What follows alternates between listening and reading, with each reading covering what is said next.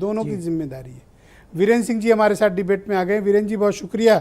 ये सदन क्यों नहीं चल पा रही है, जाम पड़ी हुई सदन, और पिछले 5 दिनों में अभी मैं रिकॉर्ड देख रहा था, किसी दिन 10 मिनट, किसी दिन 20 मिनट, किसी दिन 15 मिनट, इससे अधिक सदन ही, और उसमें भी बवाल।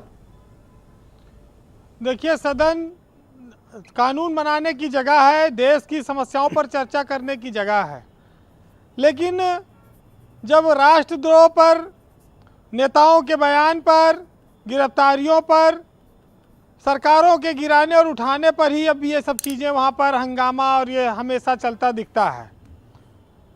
माना जाता था कि सबसे बड़ा सदन है तो देश के भुखमरी पर, गरीबी पर, बेरोजगारी पर, बढ़ती जनसंख्या पर, नौजवानों के भविष्य पर भी कई बार संसद हंगामा हो, ठप हो और चीज़ें आए और उस पर बयान हो तो थोड़ा और सामंजस्य बने और कहा जाए कि पासा बराबर हो। लेकिन दुर्भाग्य यह है कि सत्ताधारी दल जो होता है वो विपक्ष को घेरने में लगा रहता है और कोई एक मौका पा जाता है, उसी पे उसको खींचता रहता है।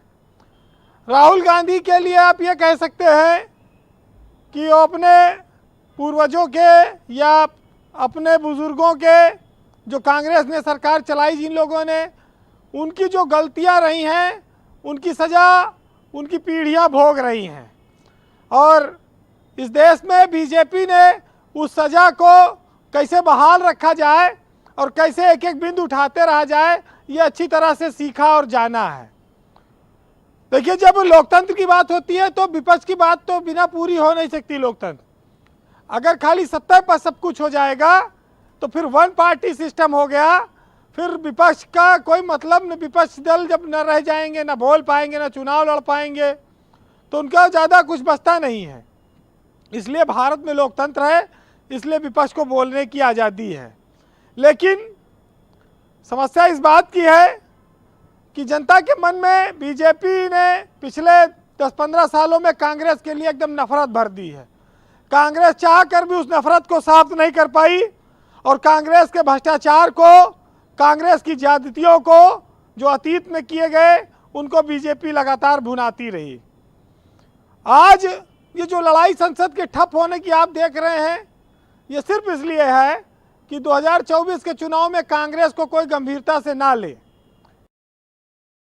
अभी अपनी यात्राएं निकाली, उससे कांग्रेस भी जानती है कि वो देश में चमत्कार करके एकदम सत्ता में नहीं आ रही है, लेकिन वो बीजेपी की कुछ सीटें कम कर सकती है।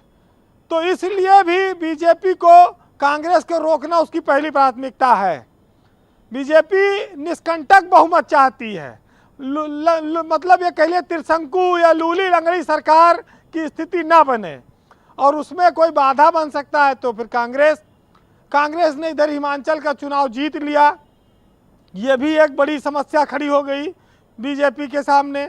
अभी कर्नाटक और कई राज्यों के चुनाव होने हैं, राजस्थान और मध्य प्रदेश, छत्तीसगढ़ के चुनाव आने वाले हैं।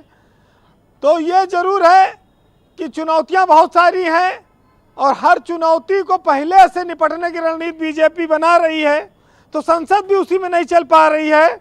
आप इतने देखिए, इसको लोगों ने वो दौर भी देखा है जिसको बीजेपी कहती कि इमरजेंसी का दौर था, निर्दोष लोगों को जेल में भेजा जाता था। इंदिरा गांधी के शासन को लोग कहते थे कि संसद को वो ठेंगे पर रखती थी। तो ये सब जो आरोप कांग्रेस पर लगे, उससे देश की जनता के मन में एक गुस्सा आया और इसीलिए उसने मोदी को मौका दिया। अब मोदी सत्ता छोड़ने का नाम ही नहीं ले रहे हैं, वो हर चुनाव जीत ले रहे हैं। अब वो कांग्रेस के पास जो हथकंडा था उससे ज़्यादा बीजेपी आगे बढ़ गई। कांग्रेस 30-40 सांसदों में सिमट रही है, ये उसके सामने एक बड़ी चुनौती है। दूसरी बात ये कहेंगे कि ये मानना जा सकता है कि राहुल गांधी की ज़बान कई बार फिसल जाती है, वो जो कहना चाहते हैं कुछ और निकल जाता है और उसी को बीजेपी बना देती है मुद्दा, और उस पर वो फिर जवाब कांग्रेस के सामने नहीं होता। हालांकि वो बातें छोटी होती हैं, लेकिन देश के जनमानस में चर्चा कराई जाती है और उसमें आनंद भी लिया जाता है। तो एक चीज़ ये है कि अपने यहाँ आपने देखा होगा, चाहे कांग्रेस सरकार रहे चाहे बीजेपी, अगर विदेश में कोई आलोचना हो गई तो बोल देंगे ये फर्जी रिपोर्ट है, ये राष्ट्रद्रोही लोग हैं। और अगर विदेश में कोई तारीफ हो गई तब ये कहेंगे कि डंका बज रहा है एकदम भारत का पूरे दुनिया में। तो ये जब जब जो सत्तम रहा वो अपने अपने हिसाब से डंका बजाया, और दूसरा जब विपक्ष में आ जाता है तो उसको कहता है ढपली थी, डंका नहीं था। ये बड़ा दुर्भाग्य है कि इस लोकतंत्र में, अगर लोकतंत्र में अभिव्यक्ति की आज़ादी नहीं रहेगी तो फिर लोकतंत्र का मतलब क्या रह जाएगा।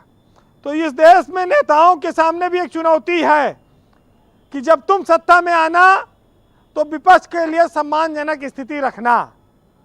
अगर इस देश में सम्मान खत्म हो जाएगा तो फिर तानाशाही रह जाएगी, और इससे पहले भी लोगों ने वो दौर देखा है। तो ये कोई ऐसी बात नहीं है। जो रास्ता कांग्रेस ने इस लोकतंत्र में देश को दिखाया था उस पर बीजेपी चल रही है। इस देश के न्यायाधीशों के लिए कहा गया भाई रिटायरमेंट के बाद एम्प्लॉयमेंट नहीं होना चाहिए, सब ले रहे हैं कि नहीं ले रहे हैं। एक तो गवर्नर बन गया, एक सांसद बन गया, तो लाभ के पद सब अपना अपने हिसाब से व्याख्या हमेशा होती रही जी। नैतिकता तो देखिए अब किताब की बात है, नैतिकता कुछ आपको बची लगता नहीं है कि मंडे से जब से सदन प्रारंभ होगी तो ये लोग कुछ अपने झगड़े खत्म करेंगे और सदन चलने देंगे? नहीं, देखिए सदन कहाँ चलेगा। सिसोदिया की गिरफ्तारी को लेकर आम आदमी पार्टी हंगामा कर रही, लगातार हमलावर है। कांग्रेस को तो राष्ट्रद्रोही उनके नेता पर ठप्पा लगा है, बीजेपी आंदोलन कर रही है। तो संसद बीजेपी जब नहीं कर चलेगी तो कहाँ से विपक्ष की क्या हिम्मत है वो चलाएगा। ब्रजेश जी, एक साहित्यकार ने लिखा है जी कि जितना ज़्यादा हंगामा होगा आदमी उतना ही तन्हा होगा, और जहाँ से अम्न के पंछी उड़ान भरते हैं उन्हीं शाखों के पत्ते लगान भरते हैं। और एक ऐसा कर्ज भी देखा है मेरी आंखों ने कि जिसका सूद कई खानदान भरते हैं। बहुत शुक्रिया वीरेन जी, आपका बहुत बहुत धन्यवाद हमारे साथ जुड़ने के लिए और ग्राउंड जीरो से अपने फीडबैक और ओपिनियन को उपलब्ध कराने के लिए। बहनों भाइयों,